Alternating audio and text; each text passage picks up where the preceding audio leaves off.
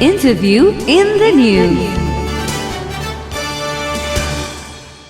शर्माज्यू, यहाँलाई इमेज समाचारमा स्वागत छ। धेरै धन्यवाद, नमस्कार र सबैलाई योग दिवसको शुभकामना। अहिले धेरै मानिसहरूले योग गर्छु भनेको सुनिन्छ मात्र होइन, देखिन्छ पनि।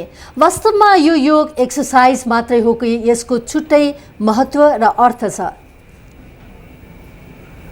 योग मात्र शारीरिक व्यायाम होइन।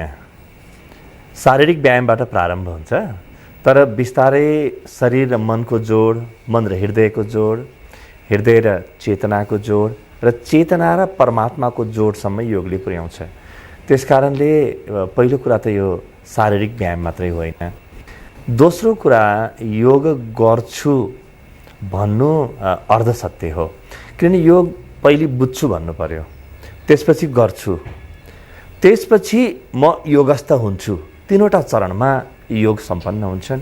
पहिले मैले बुझ्नु पर्यो, त्यसपछि मैले गर्नु पर्यो, त्यसपछि म योगस्थ हुनु पर्यो। योग एउटा अवस्था, एउटा स्थिति हो जहाँ म सबैसँग जोडिन्छु, सबै ऊर्जाहरूसँग म जोडिन्छु, आफ्नो जीवनसँग जोडिन्छु र एउटा जागतिक जीवनसँग जोडिएर आफू खुसी हुन्छु, आनन्दित हुन्छु र अरूलाई पनि त्यही बाटोमा डोर्याउन सक्छु।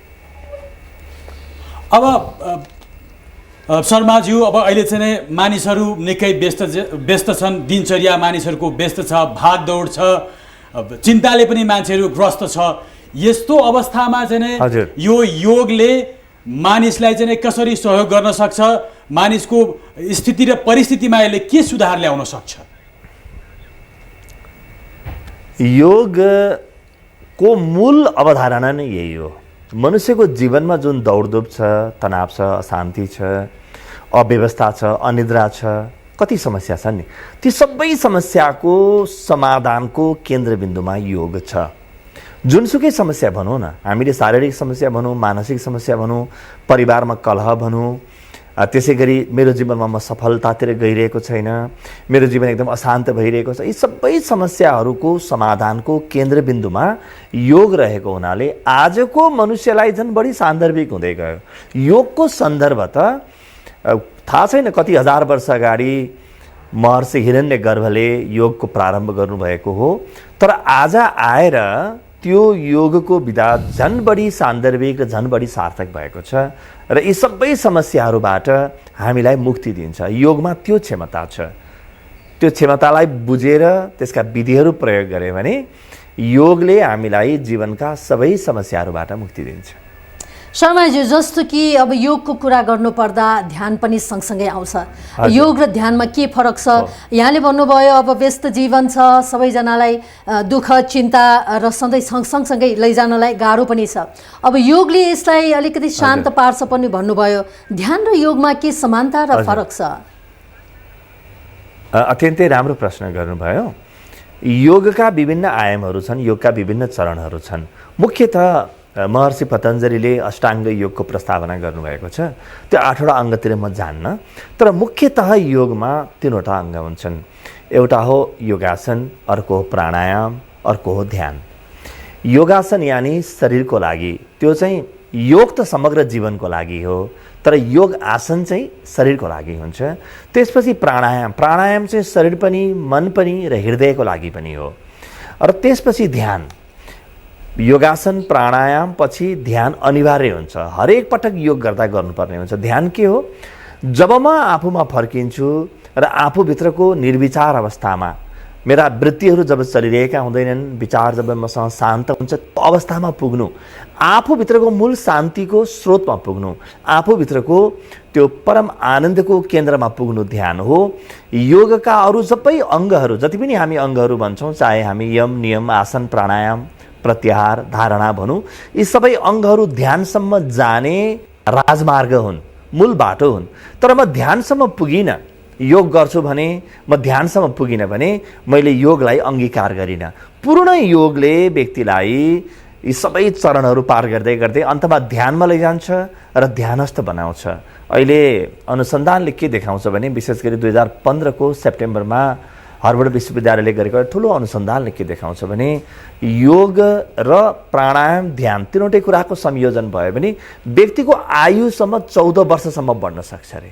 अरू रोगहरू निको हुने त कुरै छोडिदिउँ, जीवन शान्त हुने त कुरै छोडिदिउँ। त्यस कारणले ध्यानसम्म जानु अपरिहार्य हो। हामीले अब योगको मूल बाटोलाई समात्नुपर्छ, मूल मन्त्रलाई समात्नुपर्छ। अब मानिसले आफ्नो सुविधाको लागि चाहिँ अब भौतिक प्रगतिहरू गर्यो, अब आयु बढाउनको लागि चमत्कारिक औषधिहरूको विकास पनि गर्यो, फेरि पनि अब मानिसमा चाहिँ त्यो दुःख त्यो घटेकै छैन। अब हामी चाहिँ खुसी हुनको लागि, सुखी हुनको लागि हाम्रो जीवन पद्धतिलाई चाहिँ अब कसरी व्यवस्थित गर्ने, कसरी चाहिँ त्यसलाई चाहिँ अगाडि बढाउने? अत्यन्तै राम्रो कुरा गर्नुभयो, सान्दर्भिक कुरा गर्नुभयो। जीवनशैलीलाई व्यवस्थित गर्नको लागि हेर्नुहोस्, मैले जीवनमा यो मिलाउँछु, यो खान्छु, यो खान्न, यहाँ बस्छु, यहाँ बस्दिनँ जस्ता कुराहरू मैले बनाउन थालेँ भने सूची धेरै लामो हुन्छ। योग अत्यन्तै सठिक विज्ञान हो। योगले के भन्छ भने तिमी योगासन गर्न प्रारम्भ गर, प्राणायाम प्रारम्भ गर, ध्यान प्रारम्भ गर। कुनै पनि ध्यानी व्यक्तिले आफूलाई शरीरमा नपच्ने, गरुङ्गो हुने, आफ्नो चाहिँ शरीरमा रोग लाग्ने प्रकारका कुनै पनि खानेकुरा खानै सक्दैन, असम्भव हुन्छ उसको लागि। किनभने ध्यान एउटा पूर्ण विज्ञान हो। ध्यानी व्यक्तिले कसैलाई पनि नराम्रो कुरा भन्नै सक्दैन, कसैलाई ठग्न सक्दैन, कसैको चोरी गर्न सक्दैन, व्यभिचार, बलात्कार, भ्रष्टाचार गर्न सक्दैन ध्यानी व्यक्तिले। त यी औषधिहरूको सेवन हामी गर्न थालौँ। अब औषधि सेवन गर्नुभन्दा पहिले मैले औषधि चाहिँ सेवन गरेको छैन, यो गरौँ यो नगरौँ भन्ने रोजेर हुँदैन। पहिले म औषधि सेवन गरौँ र सँगसँगै ठिक छ मेरो खानपिनलाई अलिक व्यवस्थित गरौँ, अलिक बढी पानी पिउँ म, अलिक बढी ताजा खाउँ म, अलि शाकाहारीतिर म जोड दिउँ, सात्विक भोजनतिर म जोड दिउँ। त्यसले मभित्र एउटा आभामण्डलको विकास गर्छ। तर एकपटक तपाईँले योगलाई जीवनमा आत्मसात गर्नुभयो भने तपाईँको जीवनशैली आफै फेरिन्छ। तपाईँले अरू धेरै मेहनत गर्नै पर्दैन। केही दिनको योगाभ्यासले पनि व्यक्ति बिल्कुल ताजा भर्खर जन्मेको बालक जस्तो बनेर आउँछ। योगको त्यो क्षमता हो। शर्माजी, जस्तो कि अब हामी योगा गर्दा ध्यानमा बस्दा पनि मनमा त अनेक कुराहरू खेलि नै रहन्छ नि, त्यो ध्यानभित्र छिर्नै सकिन्न नि। कस्तो यो समसामयिक विषय हो। ध्यानमा किन त्यस्तो हुन्छ तपाईँको भने तपाईँले योगासन ठिकसँग गर्नु भएन, प्राणायाम ठिकसँग गर्नु भएन, ध्यानका विधिहरू अपनाउनु भएन। जस्तो जीवन विज्ञानमा हामी जुन ध्यान सिकाउँछौँ, दोस्रो तेस्रो दिनदेखि नै व्यक्ति 3 घन्टा 4 घन्टा ध्यानमा जान थाल्छ। किन?